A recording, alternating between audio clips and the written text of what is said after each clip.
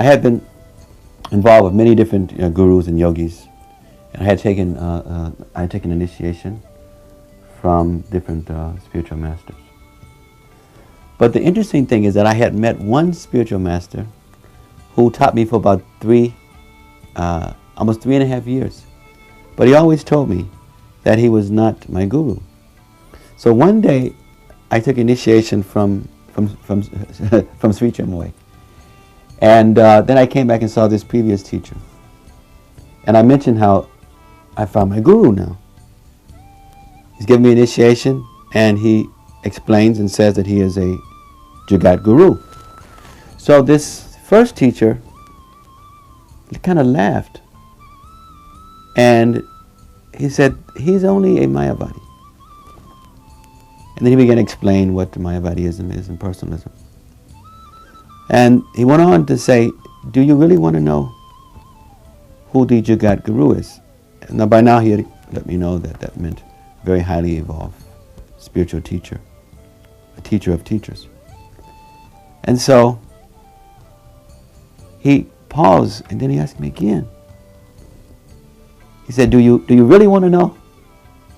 And by the time I was getting a little nervous, but I was more curious. And so then he asked the third time. He says, do you really want to know? And I says, yes. And he said, Srila Prabhupada, the spiritual master of the Hare Krishna movement.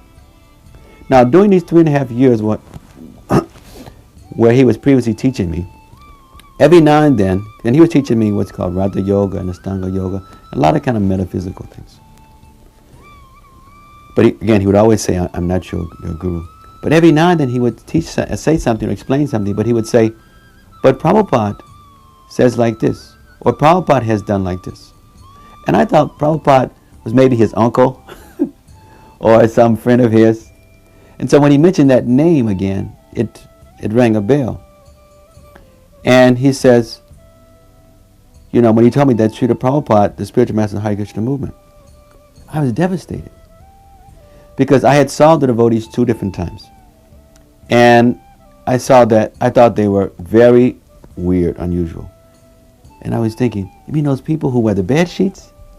Who put war paint on their face?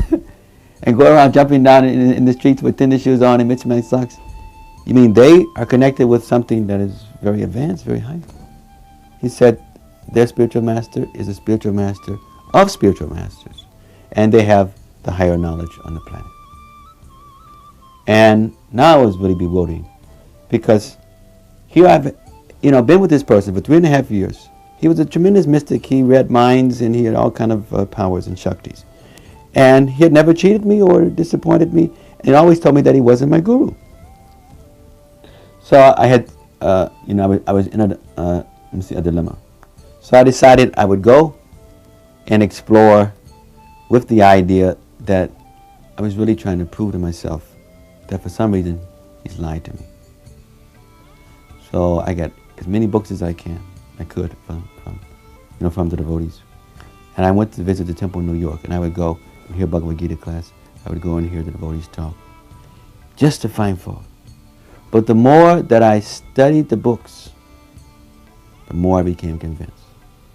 And as I talked to devotees, I saw there's all different types of devotees. And some are serious, some are less serious.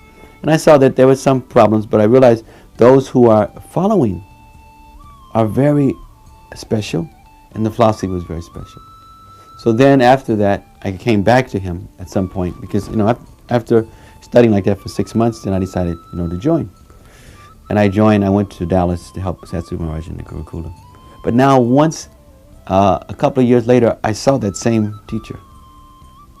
And I wanted to ask him some questions, and ask him a few questions. And he became furious, very furious. He said, you have met the spiritual master of the universe. And now you're coming back to me, asking me questions. He said, you're not going to get me to make offenses to such great soul. He said, when Srila Prabhupada came to America, there were many, these are his words, spiritual teachers who knew of his calling. and who should have assisted him. He said, I stopped teaching when Prabhupada came to America. Then he began to explain, I taught you all of these things because I saw you were so entangled, so interested in such things, and I realized that this would help you in your service for Prabhupada in the future. He said, now, you leave here and don't you ever come back again.